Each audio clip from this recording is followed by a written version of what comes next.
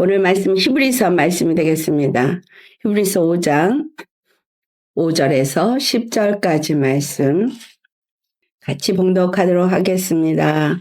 또한 이와 같이 그리스도께서 대제사장 되심도 스스로 영광을 취하심이 아니요 오직 말씀하시니가 그에게 이르시되 너는 내 아들이니 내가 오늘 너를 낳았다 하셨고, 또한 이와 같이 다른 데서 말씀하시되 내가 영원히 멜기세덱의 반차를 따르는 제사장이라 하셨으니, 그는 육체에 계실 때에 자기를 죽음에서 능히 구원하실 이에게 심한 통곡과 눈물로 간구와 소원을 올렸고 그의 경건하심으로 말미암아 들으심을 얻었느니라.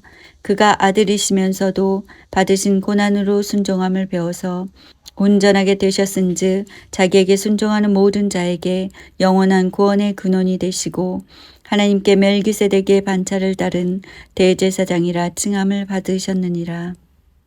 오늘 말씀의 제목은 멜기세덱의 반차를 따르도록 택하심을 입은 자라는 제목으로 말씀을 나누도록 하겠습니다. 여러분 지난주에 멜기세덱에 대해서 들으셨죠? 예, 그렇다면 이 멜기세덱에게 의의 왕이라는 멜기세덱이 영원한 대제사장이다 라고 오늘 본문에 말하고 있죠. 근데 그 제사장이다 라고 하면은 이 제사장이 왜 대제사장으로 부름받았나? 자, 하나님이 아론 한 사람만 딱 지명하셨어요. 많은 사람이 아니라 레위 지파를 지명하고, 레위 지파 중에서도 아론 한 사람을 지명해서 그 아론의 아들들 대대로 아론과 그의 아들들만 제사장의 그 반차를 따라서 제사장직을 감당할 수 있게 하셨다라는 거예요. 이 말씀은 하나님이 지명한 사람, 지정한 사람 외에는 절대로 제사장이 될 수 없고, 또한 그 대제사장이 1년에 한 번씩 지성소로 들어가는 일을 할 수가 없다. 그래서 반차라라는 것은 order, 어떤 순서에 따라서, 그러니까 정해진 순서에 따라서 대제사장 아론이 들어가서 아론이 있는 동안 아론이 대제사장을 하지만 그 다음에 다른 대제사장이 뒤를 이어서, 그래서 매 해마다 그렇게 돌아가면서 그런 일을 할 때 자기에게 정해진 그 기간이 있고 그 기간 동안에 대제사장의 직분을 감당하는 일이 그에게 이루어집니다. 그런데 이 대제사장이 어떻게 해서 대제사장이 되느냐 하니까 히브리서 5장, 오늘은 본문에 우리가 읽지 않았지만 1절의 말씀을 보면은 사람 가운데서 택한 자라고 기록되어 있어요. 사람 가운데서. 세상에 많은 민족이 있습니다. 세상에 많은 사람이 있어요. 근데 하나님은 아브라함을 택했어요. 아브라함에게서 아들이 이스마엘도 낳고 했지만 낳지도 않은 이삭이 그 일을 한다 그랬어요. 그리고 이삭에게서 아들이 쌍둥이가 낳았지만 야곱이 택함을 받았고, 야곱의 12아들이 있지만 12아들 중에서 레위 지파가 택함을 받았고, 레위 지파에서도 아론이 택함을 받았어요. 그러니까 우리는 이 모든 것들이 하나님이 택하신 자를 통해서 이 모든 일을 하신다라는 거죠. 그러니까 하나님이 많은 사람 가운데서 그를 택한 자인 거예요. 아론은 택함을 받았어요. 그런데 이 택함을 왜 받았느냐가 그 다음에 뭐라고 돼 있어요? 5장 1절에 나오고 있습니다. 백성의 존속죄를 위해서 택하심을 받은 거예요. 하나님이 제사장을 왜 택했냐? 우리는 그러면 아브라함을 왜 택했지? 이삭을 왜 택했지? 야곱을 왜 택했지? 아론을 왜 택했지?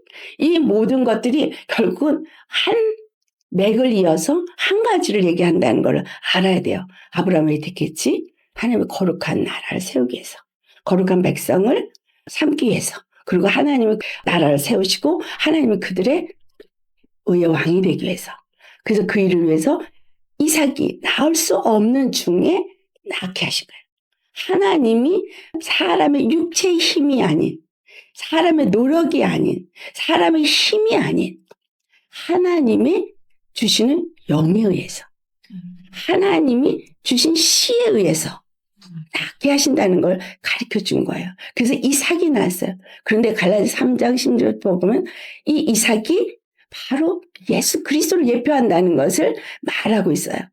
그래서 이삭이 태어났는데 이삭 가운데서 두 아들이 태어났지만 장자로서 에서를 세웠고 그들에겐 장자가 모든 축복을 이어내려가는 자라고 생각을 했지만 둘째 쌍둥이 둘째가 난 누가?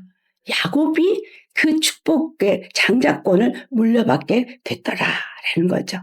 그래서 그것이 우리에게 가르쳐 주는 것은 그 장자권이 하나님이 택한 자에 의해서 이어진다는 것과 그 어떤 자가 택함을 받는지를 거기서 말해주고 있어요. 그리고 야곱에게서 12아들이 태어났지만 12아들 중에서 그 구약에서는 레이지파를 택했고 그 레이지파에서도 아론을 택해서 이 백성들을 거룩하게 하는 일, 백성들의 죄를 사하게 하는 일, 하나님과 이 백성과의 만남이 이루어지는 통로를 그 아론 외에는 그 통로, 중보 역할을 하는 그 다리 역할을 할 수 없게끔 주님께서 만들으셨다라는 거를 알아야 돼요. 그래서 택함을 받은 그 아론이 대제사장이 될 수 있었고 그의 자손들이 제사장의 역할을 할 수 있었구나. 그런데 그들이 왜 택함을 받았냐 하니까 바로 백성들을 속죄하고 하나님과 만남이 이루어지는, 그래서 그들이 거룩한 백성이 되게 하는 일에 이 대제사장의 제사와 예법을 통해서 이루어지게 하는 하나님의 뜻 가운데서 이루어졌다. 그래서 반드시 이 대제사장을 세운 아론에 의해서 그 속죄함이나 하나님 안에서의 그 거룩함을 입을 수 있는 길이 준비되어질 수 있다. 그럼 뭘 말해요? 다른 사람으로서는 이루어질 수 없다라는 걸 말하고 있는 거죠. 그 다음에 세 번째가 그 히브리서 5장 4절에 나오는 말씀인데 뭐라 그래요? 이 대제사장의 직분이 존귀함이라고 말하고 있어요. 이 존귀함. 그가 받은 이 존귀함은 어떻게 해서 하냐? 아무도 스스로 취할 수 있지 못하다라는 말을 해요. 그래서 제사장은 하나님 택한 자들이 되지만 그 존귀, 그 존귀함은 굉장히 존귀함이죠. 왜냐하면 그 누구도 이스라엘 백성을 거룩하게 할 수 없고 속죄할 수가 없는데 오직 아론만이 여호와를 만나서 중보자가 돼서 그들에게 거룩함을 얻게 하는 그 존귀한 자리, 누구를 만날 수 있는, 여호와 하나님을 만날 수 있는 그 존귀한 자리에 설 수 있다는 거죠. 그래서 그 여호와 하나님을 아무도 만날 수 없는데 아론은 가서 지성소에 들어가서 만날 수 있는 거예요. 1년에 한 번 만날 수 있는데 그 만날 수 있는 그 존귀함, 그걸 자기 스스로 얻을 수 있는 사람은 아무도 없다라는 걸 말하고 있어요. 이 존귀함은 누가 줬기 때문에? 여호와 하나님께서 부르시고 택한 그 사람에게 주셨기 때문에 그가 그 존귀를 얻은 것이지 누구도 그 존귀함을 스스로 가질 수 없다. 아멘. 근데 그 존귀함을 왜 주었느냐? 제사장의 역할이 바로 그 중요한 거죠. 그 존귀를 왜 줬어? 너에게 대제사장이라는 자리를 왜 줬어?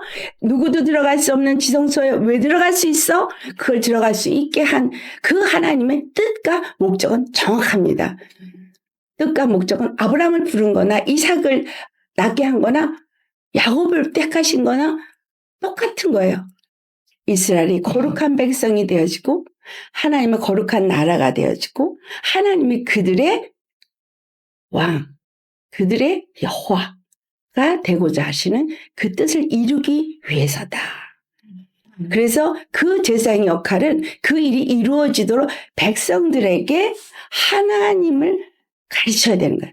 하나님이 원하는 거룩한 백성이 되는 법을 가르쳐야 되는 거예요. 어떻게 해야 거룩해질 수 있는지를 가르쳐야 되는 거예요. 그래서 그 율법을 주고 예법을 주고 제사법을 주고 이 모든 것을 준 것이 무엇을 위한 것인지를 이 백성들에게 잘 가리키는 역할이 제사장들에게 주어진 역할이라는 거예요. 그래서 그거를 잘 해야만 되는 거죠. 그리고 그것을 깨달은 자들이 그 다음에 뭘 갖고 와요? 가르쳐줬어요? 예법을 가르쳐줬어요. 제사법을 가르쳐줬어요. 근데 제사법에 들으니까 내가 죄를 졌을 때, 죄를 깨달았을 때 죄를 사함을 얻기 위해서는 속죄 제물을 갖고 와서 내 대신, 내가 죽는 대신 그 속죄 제물에 반드시 피 흘려 죽고 그 피를 가지고 들어가야만, 대속 제물의 피를 가지고 들어가야만 죄 사함을 얻게 되어진다는 사실을 그들이 배웠어요.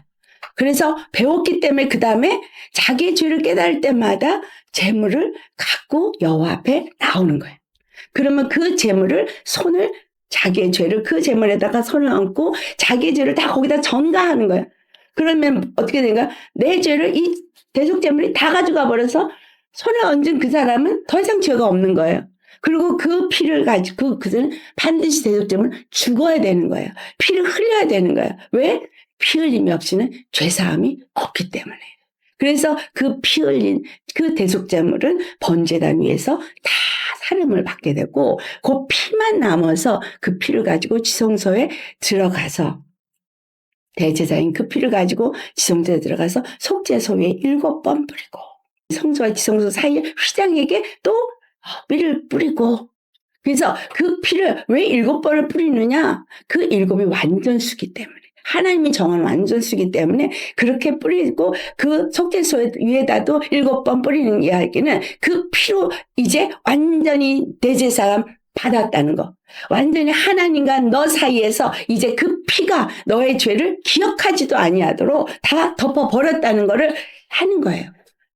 여러분, 우리 모두가 수없이 많은 죄를 졌어요. 그러면서 예수님 믿고 나서 나는 이제 죄사함 받았어 라고 생각해요.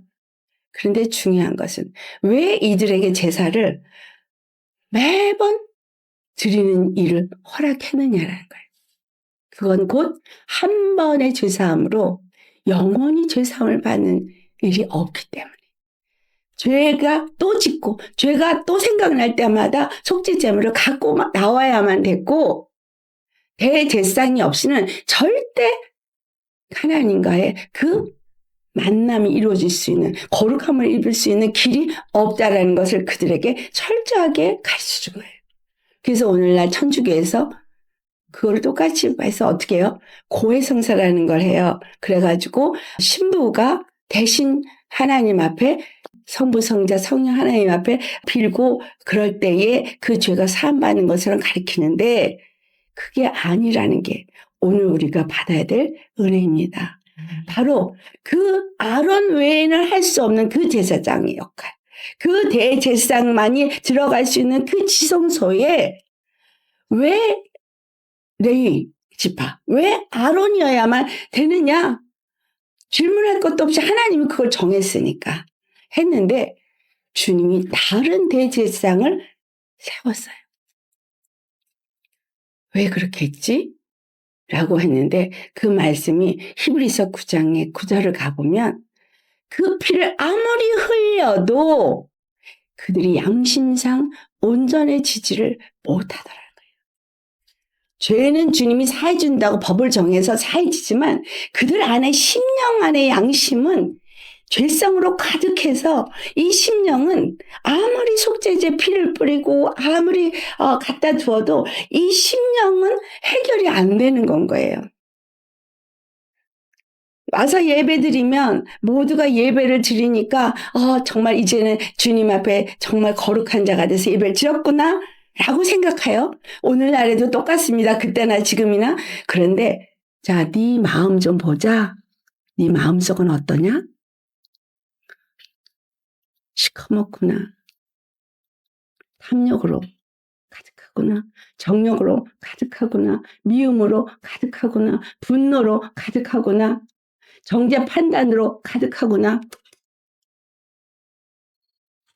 그 죄를 어떻게 감당하게? 그 죄를 어떻게 해결할 거냐 이거예요. 그래서 주님은 외적인 죄, 우리가 자범죄라고 얘기하는 죄가 죄인 줄만 알았는데 외적인 죄뿐이 아니라 네 마음의 죄, 본죄라고 말하는 네 양심의 죄, 그것까지 내가 해결해야지만 너희가 진정한 거룩한 백성이 되겠구나 라고 준비한 분이 바로 예수님인 거예요. 그 아론의 제사 갖고는 절대로 이 양심의 죄는 해결이 안 되니까 이제 그 양심의 죄를 해결할 수 있는 분은 아론도 역시 똑같이 양심은 죄인이거든. 그 자기를 위해서 피를 갖고 먼저 들어갔다 나오고, 그래서 제사함을 받았다 그러면 그때 백성의 죄를 위해서 또 피를 갖고 들어갔다 나와서 자기도 죄를 사해야 되고 백성의 죄도 사해야만 했는데, 아론도 그렇고 백성도 그렇고 심령의 양심은 제사함을 얻지를 못하니까 이제는 어떤 자가 필요한 거예요? 절대 죄가 없는 자. 양심에도 죄가 없고 영도 혼도 몸도 깨끗한 그런 사람이 피를 흘릴 길 준비하셨어야만 했더라라는 거죠. 그런데 그러면 레위 지파 아닌 왜 또 다른 지파여야 되느냐? 레위 지파는 누구를 위해서 세워진 제사장의 반열이에요? 이스라엘을 위해서만 세워진 제사장 직분을 감당하는 자들이고, 아론도 역시 그와 같은 거죠. 그래서 하나님은 처음부터 아브라함을 부르실 때부터 아브라함아, 네가 복의 근원이 될 거야. 너는 모든 민족의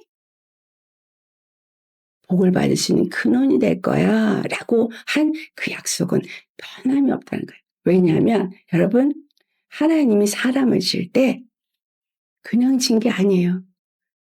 사람을 지을 때 하나님은 그 코에다가 생기를 불어넣어서 그가 하나님의 영을 받고 영의 사람이 되어서 그는 처음부터 하나님을 닮게 지어졌어요. 여러분, 우리가 죄를 짓기 전에 우리는 처음부터 하나님의 형상을 닮게 지었어요. 즉 다시 말하면 자식은 아비의 형상을 닮게 지은 만나죠.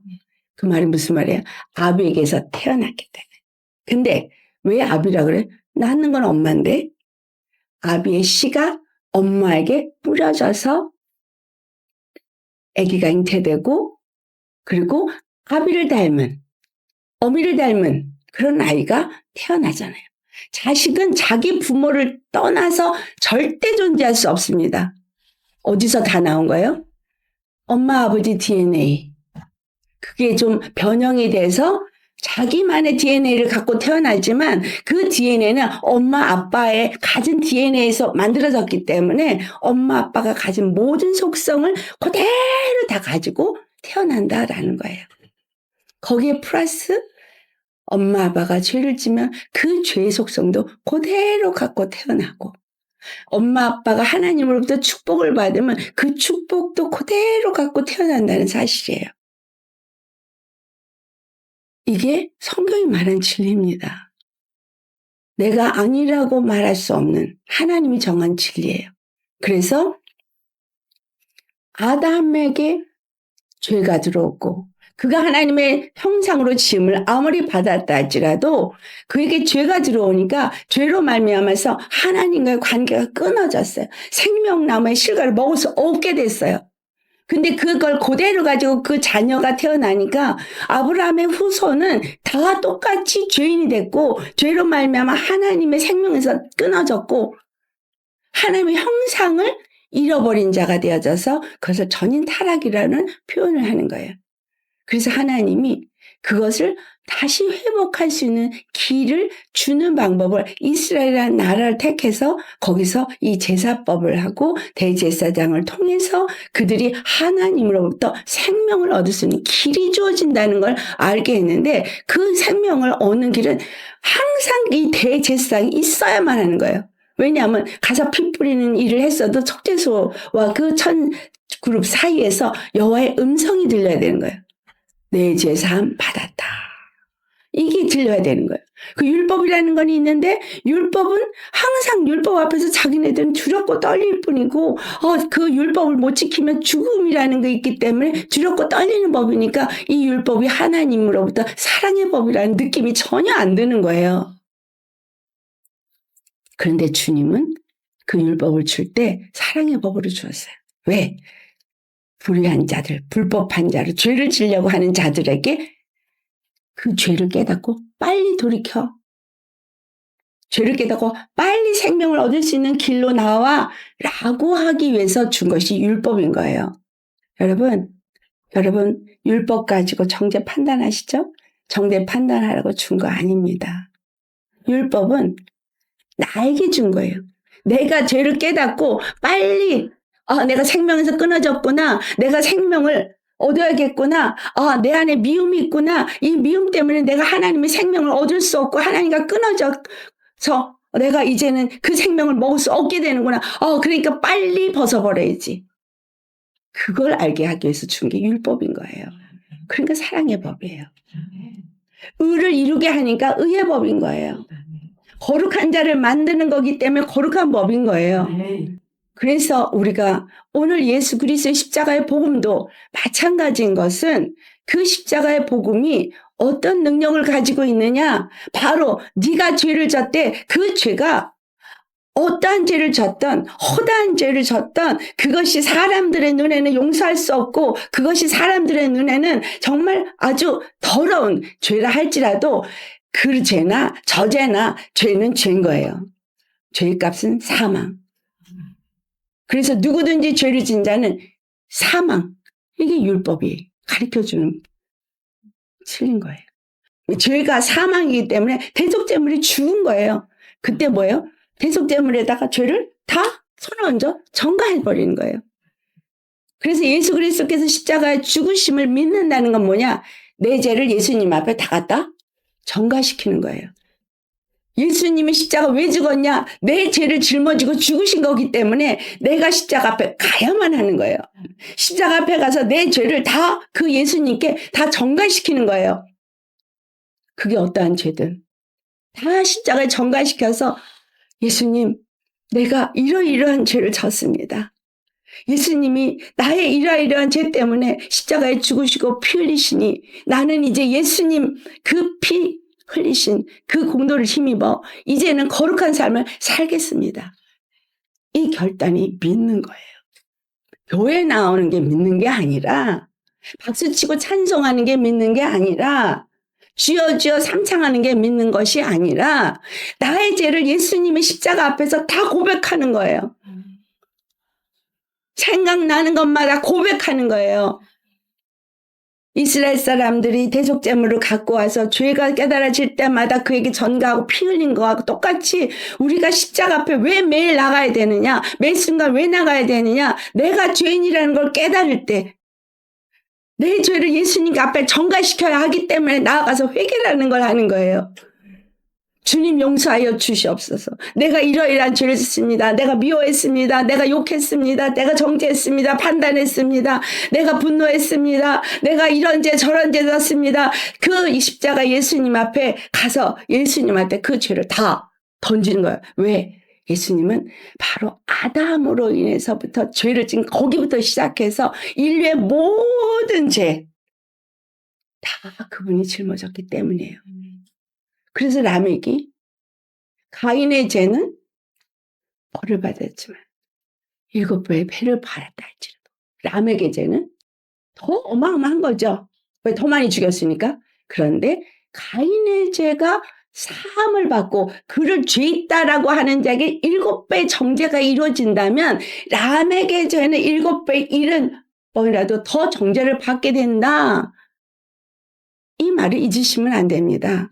내가 죄사함을 받았는데 죄사함을 받았으면 다른 사람의 죄도 똑같이 용서받은 것을 아는 자로서 용서해야 되지. 나는 용서받았다면서 너는 나보다 더 큰 죄를 졌기 때문에 너는 용서받을 수 없어라고 말하면 라멕이 고백한 그 말씀이 바로 그에게 적용이 되는 거예요. 여러분, 성경은 그 모든 것에서 한 가지를 얘기를 한다는 사실을 아셔야 돼요. 하나님은 거룩한 백성을, 거룩한 나라 속에서 당신의 피를 흘리셨다는 거예요. 그 피는 바로 아론, 너 외에는 대장 직분 할 수 없어. 아론의 자손들 외에는 그 대제사장의 반차를 따를 수 없어라고 정한 하나님이 택한 자, 하나님이 사람들 중에서 불러낸 자, 그를 통해서만 이 제사법을 지내고 이것만이 내가 받는 제사야라고 했던 것. 그런데 이 세상의 모든 인류의 죄를 다 짊어지고 그 잃어버린 하나님의 형상을 회복하고 그리고 하나님 안에서 거룩한 백성이 되어지게 하는 것이 하나님의 뜻이었더라라는 거예요. 이스라엘은 나라를 통해서 본보기로 가르쳐주기 위한 것이지 하나님의 뜻은 온 세상의 모든 사람들을 다 구원해서 다 하나님의 백성을 삼고 이 나라의 모든 만물이 하나님의 통치권 안에 있기를 원하셨기 때문에 누구나 차별이 없이 구원을 받을 수 있는 길은 레위 지파가 아니어야 했다는 거죠. 그래서 유다 지파 중에 예수님이 태어나게 하신 거예요. 마리아의 몸을 빌어 태어나게 하신 거예요. 왜? 사람의 씨를 갖고 내려오면 그 아비의 씨를 그대로 물려받게 되고 아비의 죄를 물려받게 되기 때문에 아비의 속성을 물려받기 때문에 참 아버지, 참 거룩하신 분, 참 죄가 없는 그 하나님의 그 속성을 가진 그분이 오셔야만 했기 때문에 성령이 마리아의 몸을 빌어서 잉태케 한 것입니다. 그래서 예수님은 100% 사람의 몸을 가졌으나 그러나 그분은 100% 하나님이신. 그래서 아들이라 라고 칭하는 거예요. 아들은 아버지를 똑같이 닮는, 똑같은 형상을 입은, 똑같은 속성을 입은 하나님 거룩하시니 예수님도 거룩하신 거예요. 그래서 그 거룩한 피를 흘리니 피 흘림이 없이는 사함이 없다는 그 말씀대로 피를 흘리되 영원하신 분이 피를 흘리고 거룩하신 분이 피를 흘리되 영혼 몸이 온전히 거룩하신 분이 피를 흘리니 그 피는 우리의 양심도 사해줄 수 있다. 우리의 영도 깨끗하게, 우리의 혼도 깨끗하게, 우리의 육체의 자범죄도 깨끗하게 해주실 수 있는 분이시다. 여러분, 자범죄 왜 져요? 마음과 생각에 죄가 들어왔을 때 그 죄를 붙잡으니까 죄를 지는 거예요. 생각으로 마귀는 집어줘요. 죄 지을 생각을. 그때 마음이 안 돼. 그러면 안 되지. 내 양심이 그건 허락하지 않아. 그러면 죄 져요, 안 져요? 안 져요. 근데 생각으로 마귀가 주는데 마음이 그래. 나 외롭고 힘들어. 이걸로 위안을 삼아볼까? 하면서 그래서 예수 믿는 사람들도요. 드라마 무지무지 많이 봐요. 드라마 왜 많이 볼까? 드라마 보면서 대리만족? 그거 보면서 그냥 뭔가 거기서 위안을 삼고 싶은 거? 여러분, 근데 거기서는 유튜브나 TV 드라마나 이 모든 것에서는 악한 것밖에는 나오는 게 없는 거예요. 더러운 영밖에는 나오지 않아요. 그럼 그것들이 와서 생각에 눈으로 들어오고 생각으로 들어오고 그리고 마음에 벌렁벌렁 맛있는 거 보면 어때요? 맛있겠다. 그 다음에 뭐예요? 먹고 싶다. 그 다음에 행동으로 먹으러 가자. 이게 어디서 오는 거예요? 생각, 마음, 그 다음에 이게 완전히 나를 잡아버리면 행동으로 옮기는 거예요. 죄가 똑같잖아요. 그러나 마음에서 용납하지 않으면 행동으로 안 나와요. 그래서 주님은 뭐예요? 자범죄를 지은 사람은 이 자범죄가 그러니까 어디서부터 있다는 거예요? 생각부터 마음부터 다 죄를 끼쳤기 때문에 자범죄가 나온 거예요. 그러니까 예수님이 오셔서 네가 형제를 나가라 하면 이미 너는 살인한 자라. 이 안에 살인의 마음이 있기 때문에 형제를 악하다라고 말한 것이고, 여자를 보고 음란한 눈으로 음란한 마음만 보면 네 안에 이미 음란의 마음이 있기 때문에 그 음란한 생각을 하고 음란의 일을 하게 되는 것이다 라고 말씀하고 있는 거예요. 우리에게 너무 중요한 것은 이 마음을 어떻게 다스리느냐인 거예요. 그 무엇보다 내 마음을 다스리라고 했어요. 왜? 생명의 근원이 바로 이 마음에서 나오기 때문에 마음을 다스리라고 한 거예요. 예수님이 십자가에 그냥 죽으신 게 아니에요. 우리의 양심을 온전히 거룩하게 죽으신 거기 때문에 내 자범죄의 어떤 행위의 죄를 사하기 위해서 죽으신 거로 착각하시면 안 돼요. 그랬다면 율법의 그 제사법 그냥 계속 했으면 돼요. 주님은 우리의 마음 안에 있는 양심이 주님 앞에 거룩하고 흠이 없고 순결하게 하기 위해서 십자가를 지신 거예요. 그래서 멜기세덱이라는 그 반차가 갑자기 뜬금없이 5장부터 나오기 시작하는데 이 멜기세덱? 그런데 왜 멜기세덱이냐는 거죠. 왜 의의 왕이냐는 거예요. 바로 거룩, 의. 이걸 이루는 하나님의 통치권의 그 직분을 가진 자로서 지명했기 때문인 거예요. 대제사장은 많은 사람 중에 택하고 지명하고 그를 불러서 뭐라고 했어요? 오늘 본문에 보니까 너는 내 아들이라. 너는 오늘 내가 너를 낳았다. 예수님이 이 땅에 왔을 때 너는 내 아들이라는 얘기는 너는 나하고 똑같이 닮은 자로서 내 그 모든 영광을 이 땅 가운데 나타나기 위해서 너를 아들로 내보낸 거야. 이 말이 담겨 있는 거고, 내가 오늘 너를 낳았다는 얘기는 내가 너를 낳았는데 어떻게 낳았다? 거룩하게 영혼 몸을 거룩한 자로 낳아서 이 땅에 너를 보낸 거야. 스스로 온 것이 아니라 여호와께서 보내셨어요. 근데 왜 보냈어요? 바로 네가 나를 닮은 아들로서 사람의 몸을 입어야지만 피를 흘릴 수 있으니 저 내 아들 다른 아들 있죠? 누구예요? 바로 아담의 후손들. 왜 아들로 왔어야 돼? 저 아들들이 다 죄를 져서 내 형상을 잃어버리고 다 죽게 됐어. 의의 백성이 될 수가 없어. 그러니까 내 아들, 내가 너를 오늘 낳았어. 너 나아가서 이제 피 있는 사람으로 이 땅에서 아들로 갔으니 내 아들들을 정결하게 하는 일을 해라. 내가 오늘 너를 낳았다라는 이야기는 하나님이 그동안 계획하셨던 걸 드러내지 않았던 거, 숨겨놨던 거 이제 드디어 내가 오픈. 내가 나의 뜻을 너와 함께 이루겠다. 그 말과 같은 거예요. 너의 피를 흘려야 되겠다. 너의 피는 거룩한 피니까 흘려야겠다. 너의 피는 영원한 피니까 흘려야겠다. 너가 아니면 저들을 살 수 있는 길이, 너가 아니면 저들의 양심을 깨끗하게 할 수 있는 길이 없기 때문에 내가 널 낳은 거야. 라는 말이에요. 예수 그리스도의 죽음은 그냥 죄인들 사이에서 죄인으로 취급받아서 그냥 죽은 게 아니라 하나님의 어마어마한 사랑과 계획 속에서 우리에게 값없이 준 은혜인 겁니다. 값없이 줬다고 해서 가치 없는 게 아니라 세상에 있는 어떤 것으로도 그것은 얻을 수 없는, 구할 수 없는 단 하나 하늘로부터 와야만 되기 때문에 온 가장 가치 있고 귀한 것이기 때문에 값이 없다고 말하는 거예요. 이 세상의 가격으로는 매길 수가 없으니까. 아멘입니까? 아담이 생성되었을 때, 그가 창조되었을 때, 그는 이미 하나님의 뜻과 목적을 가지고 지음을 받았어요. 그 목적이 뭐예요? 28절에 생육하고 번성해라. 땅에 충만하라. 정복하고 다스리라.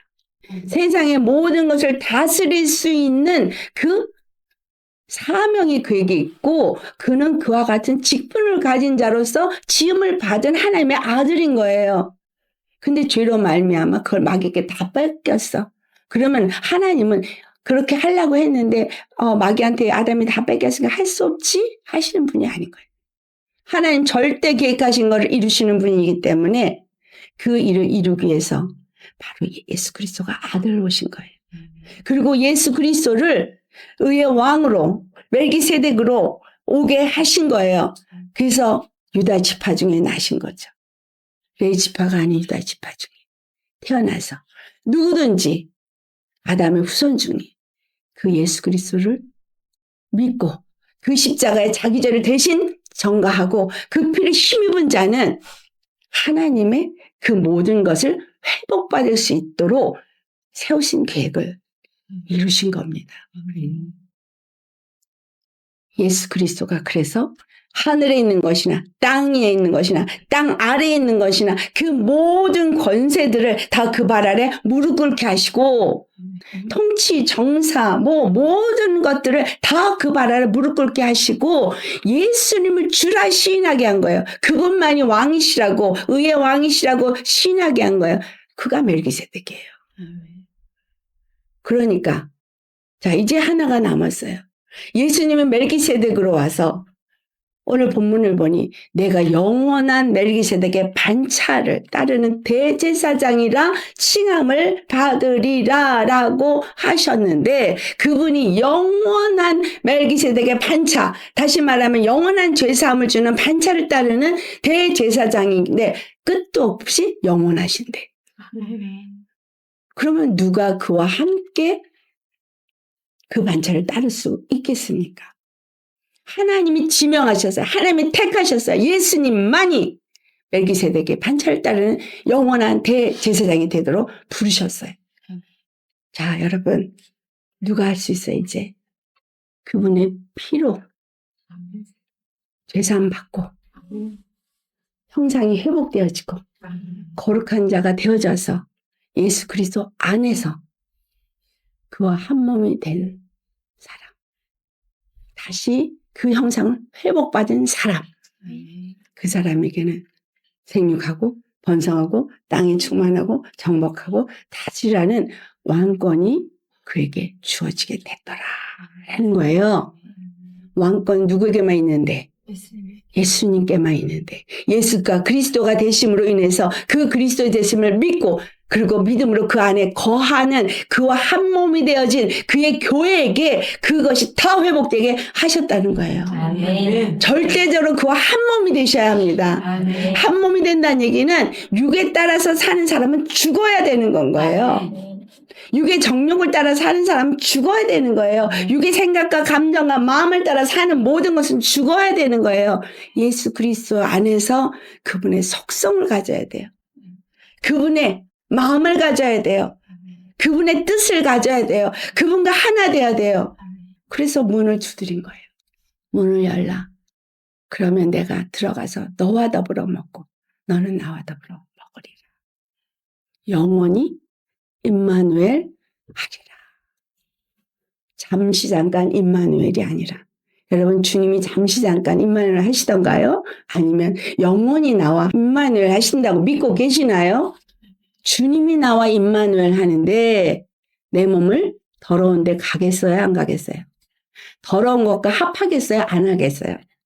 여러분 음란은 가장 더럽게 여기시는 겁니다. 왜? 몸이 합해지면 하나가 돼요.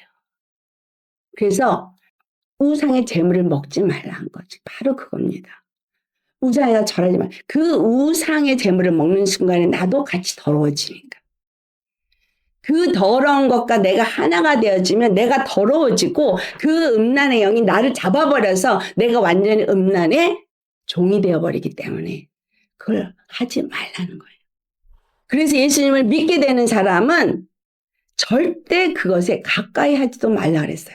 만지도 말라, 맛보지도 마라, 같이 동행하지도 마라. 같이 사업하면 안 돼요.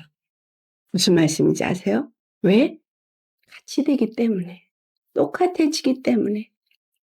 여러분 무당에게 왜 굿하지 말라 그런지 아세요?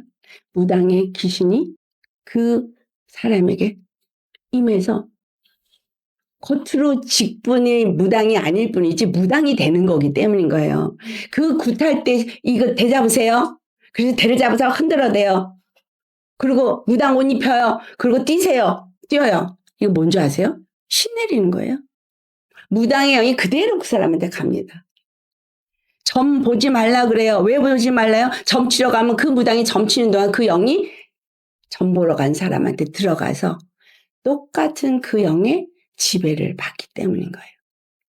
자주 가다 보면 뭐 되는 거야? 무당 되는 거예요. 근데 무당 귀신은 4대 안에 자기하고 똑같은 자를 만들지 않으면 갖다 죽이든지 하는 게 그들의 법이랍니다.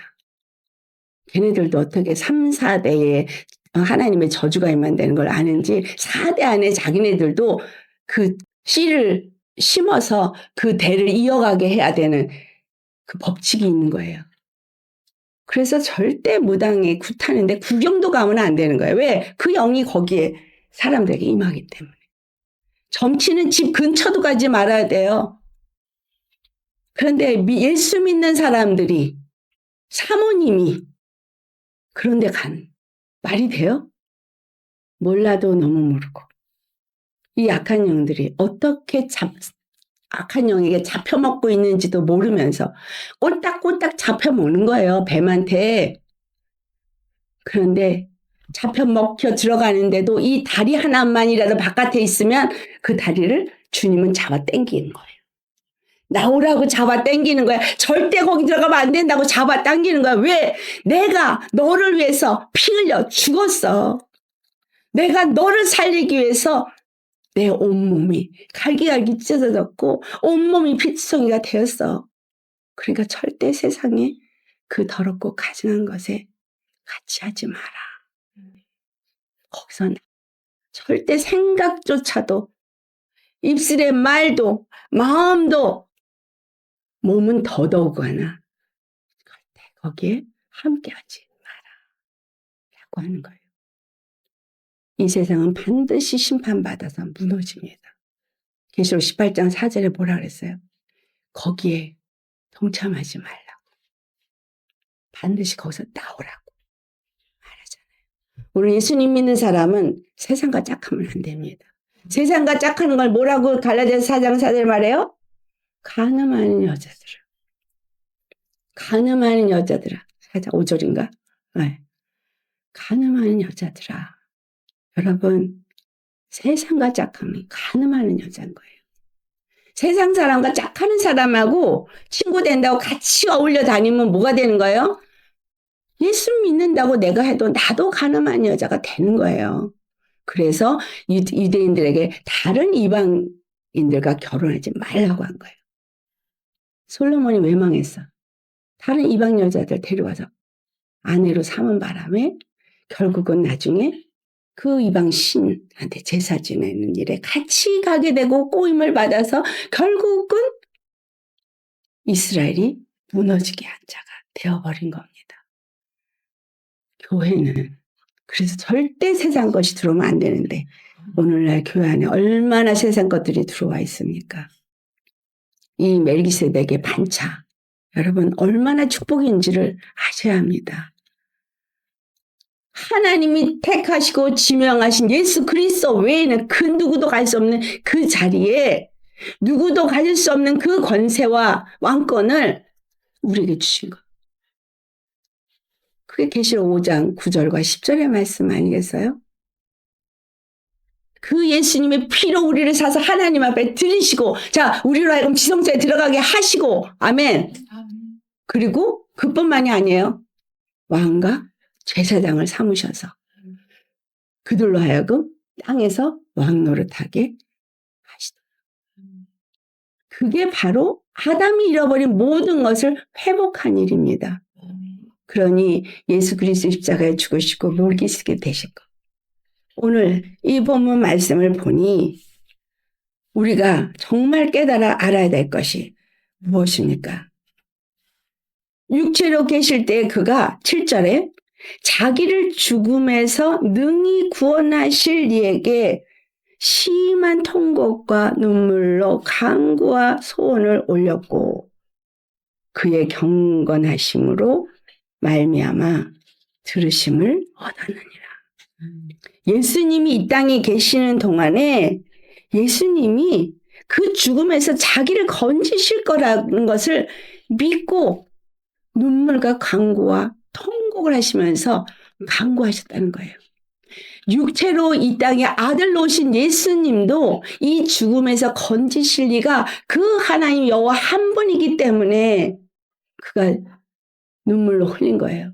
대제사장이 되어지시기 위해서 눈물로 흘리신 거예요.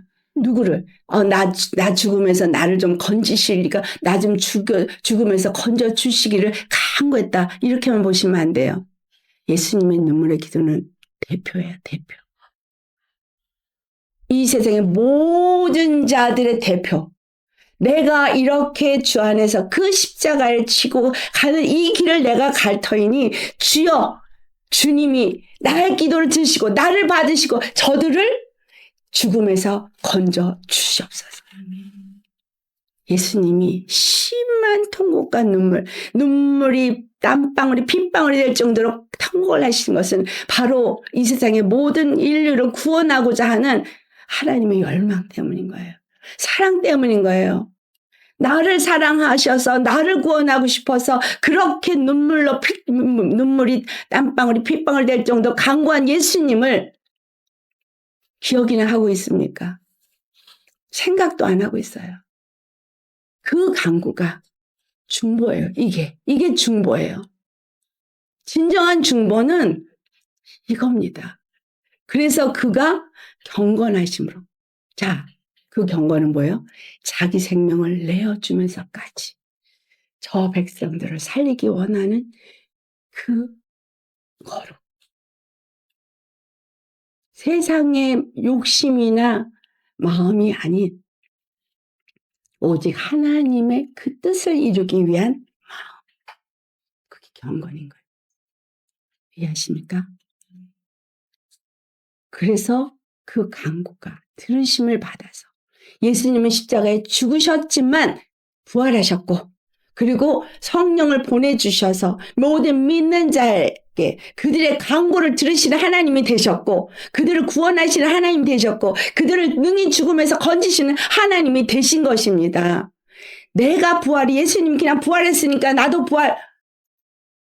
그렇게 가볍게 생각하시면 안 돼요. 그 눈물의 간구가 하나님의 상달이 안 됐다면 예수님은 아무 가치 없이 죽은 자같이 죽었을 수 있어요. 그러나 자기의 피 흘림과 자기 십자가의 죽음이 정말 단 하나의 길이 되어야 하기 때문에 단 하나 영원한 제사가 되어야 하기 때문에 그 죽음에서 반드시 다 구원하고 부활해야만 하기 때문에 그렇게 오신 거예요. 여러분, 옆에 영혼의 구원을 위해서 이렇게 눈물 흘리십니까? 예수님이 그 영혼 하나 때문에 이렇게 눈물을 흘렸는데 바로 저와 여러분은 그 죽어가는 영혼 하나 때문에 눈물을 흘리십니까? 아니면 정죄 판단을 하십니까? 그러면서 뭘 중보기도 한다 그래요? 믿음 없는 내 자녀를 위해서 땀방울이 핏방울 되게 기도하십니까? 죽어가는 내 형제를 위해서 그렇게 눈물로 기도하십니까? 예수님은 우리를 위해서 이렇게 기도하셨어요. 멜기세덱의 반차가 거저 얻어진 게 아니에요. 그래서 그가 8절에 말하죠. 아들이시면서도 받으신 고난으로 순종함을 배웠대요. 아들이시라도 그 고난을 당하면서도 순종을 배웠다고 표현하니까 무슨 순종을 배웠다고 생각한 그게 아니라 그 경건함으로 십자가의 고난을 당하시면서 하나님 앞에 절대 순종하는 것을 그가 본을 보이신 거예요. 순종함을 배웠다는 거가 그가 그렇게 본을 보이셔서 바로 예수 그리스도에서 멜기세덱의 반차를 따르는 그러한 자가 되고자 하는 사람이라면 예수님도 고난 중에 순종함으로 그 모든 일을 이루셨기 때문에 그들도 예수님을 닮아 고난 중에도 순종함을 배워야 하는 거예요.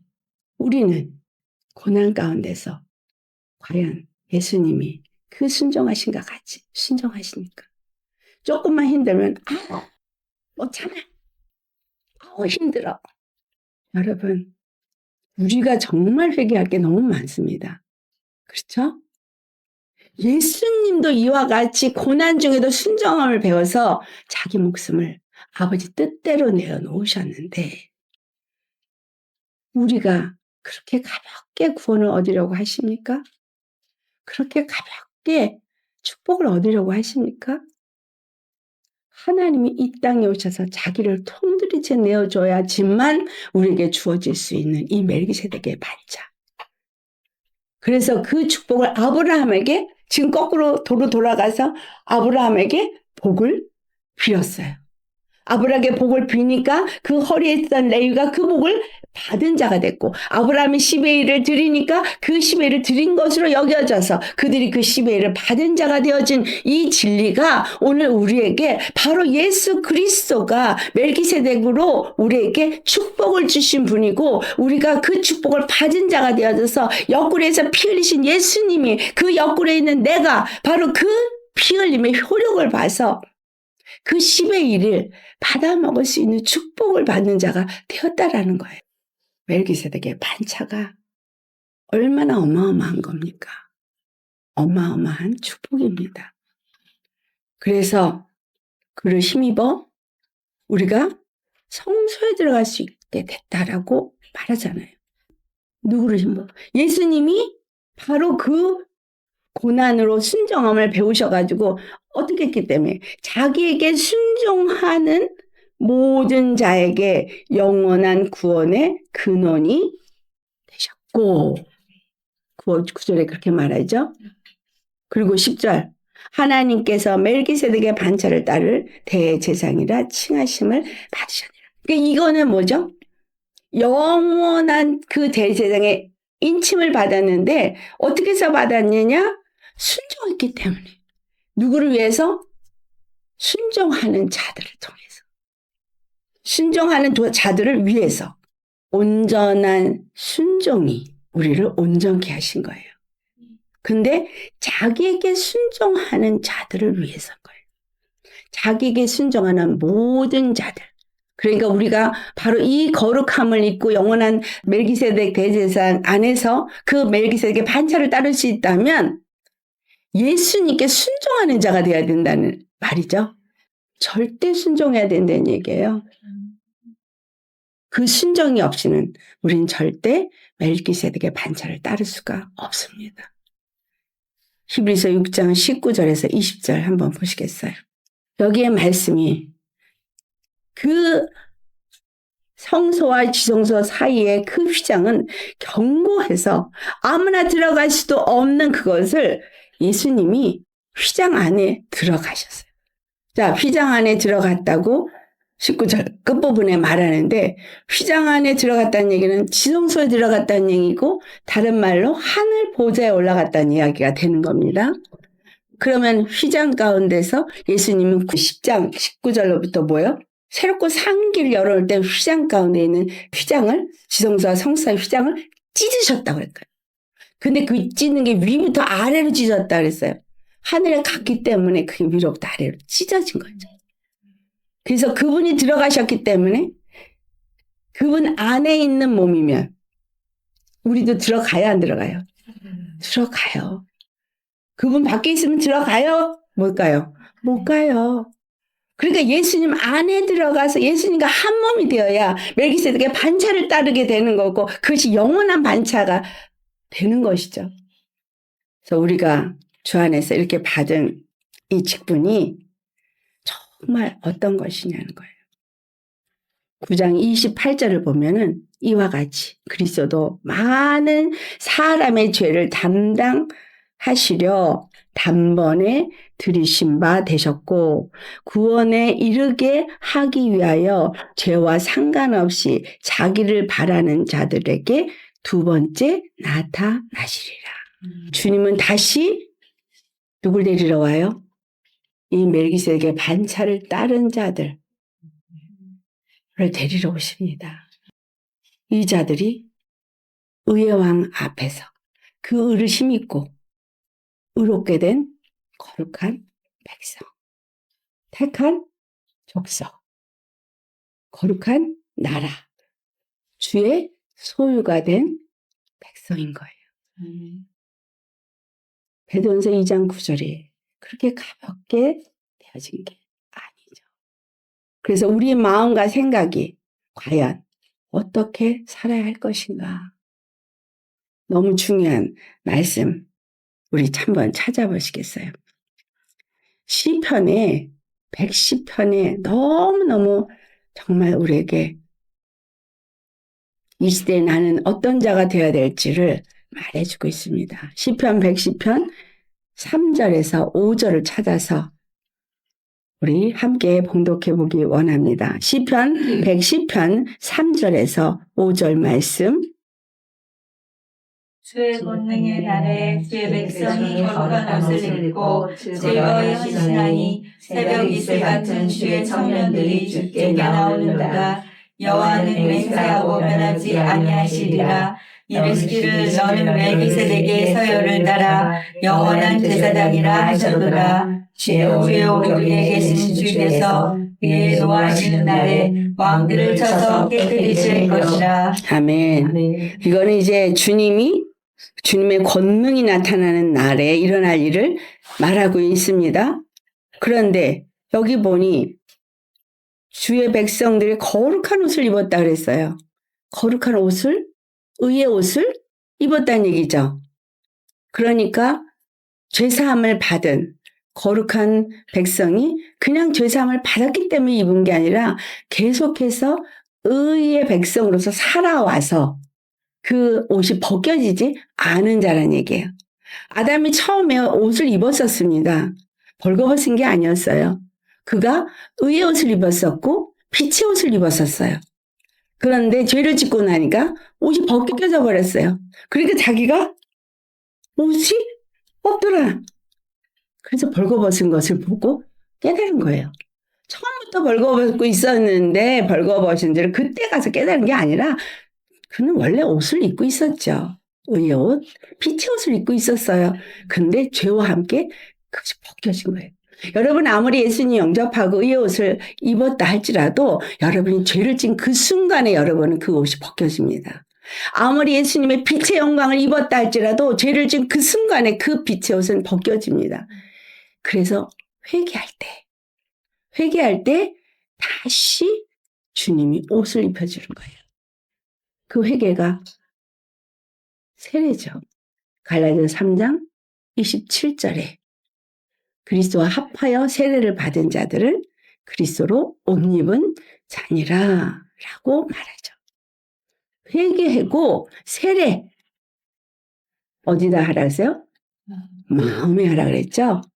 예, 마음에 할례 받은 자 세례 죄에 대해서 죽고 의에 대해서 사는 자, 새 생명 가운데 사는 자, 예수님의 죽으심을 본받아 연합하고 그의 살아나심을 본받아 연합해서 의의 길을 가는 사람, 생명의 말씀 앞에 순종하면서 그 자기에게 순종한 자들에게 주신 그것을 얻고자 순종하는 사람, 그는 의의 길을 가는 자이기 때문에 거룩한 옷을 입게 된다는 거예요.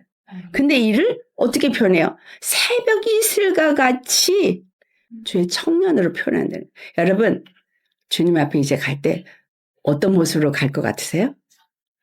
청년. 저 지금 기운 없거든요. 그런데 주님이 생기를 주고 이게 영이 막 하니까 목소리가 쩡쩡하죠? 주님의 생기가 이러면 들어가면 여러분 꽃다운 청년의 나이에서 예수님을 만나게 될 거예요. 결혼해야 되잖아요. 청년이 결혼하지 늙은이가 결혼하는 거 아니거든. 네, 주의 청년들. 근데 이들이 뭐라 그랬어요? 이 청년들이 너는 멜기세덱의 서열을 따라 영원히 제사장이라. 누가? 새벽 이슬 같은 청년들이 이 임명장을 받게 되는 거예요. 저는 저와 여러분이 이 임명장을 받으시기를 축원합니다. 근데 오늘 말씀 들으니 쉽게 얻어지는 게 아니라 그분께 순종하는 그 어떤 순간에도 이 멜기세덱의 반차의 축복을 받은 자로서 멜기세덱의 반차의 그 옆구리에 속한 자가 되어져서 이 서열에 들어갈 수 있는 자가 되셔야 하겠죠?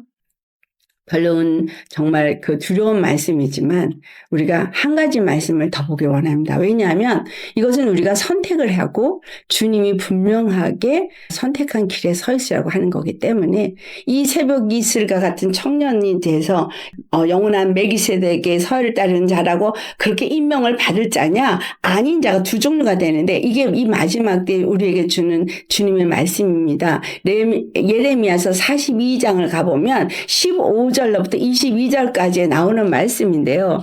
예레미야 42장에 어떤 일이 있었느냐면 예루살렘이 이제 멸망하는 시기가 돼서 바벨론이 침공을 해서 다 무너지게 될 때에 주신 말씀이에요. 근데 뭐라고 말하냐면 바벨론에게 그냥 순적하게 끌려가래요. 바벨론에서 살려는 거예요. 거기서 장사하고 살려는 거예요. 왜? 71회가 돼야 돌아오니까. 근데 여기 15절부터는 뭘 얘기를 하냐면 우리가 어떻게 해야 될지 좀 하나님을 물어봐 달라고 예레미야한테 청을 한 사람들에게 대답을 와서 해주시는 건데 그들이 물어보면은 그대로 순종하겠다고 얘기를 했어요. 그러나 그들은 이미 순종하지 아니할 마음을 갖고 있었던 거예요. 이미 그들은 바벨론에 끌려가느니 애굽으로 도망가서 애굽에서 살겠다고 생각하고 있었어요. 그랬더니 네가 만약에 애굽으로 간다면 뭐라고 표현했냐 하면 쫓아가면서 네가 거기에서 들어가서 살려고 하면은 살려고 고집한다면 너희가 두려워하는 기근, 두려워하는 칼, 두려워하는 전염병이 너에게 임할 거라는 거예요. 그래서 너희들은 하나도 남김없이 칼과 기근과 전염병에 의해서 죽을 것이라 라고 말해요. 왜? 그들이 내리는 재난을 벗어나서 남을 수 없으리라 라고 말하고 있거든요. 절대 그 재난을 벗어날 수 없다는 거예요. 여러분 우리 앞에 지금 다가올 기근과 칼과 전염병이 있습니다. 거기에 예수님께 피하지 않은 자, 멜기세덱의 그 반차 안으로 들어간 사람이 아닌 사람은 결단코 피할 자가 하나도 없을 거란 얘기예요. 쫓아가면서 칼이 너를 칠 거래요. 쫓아가면서.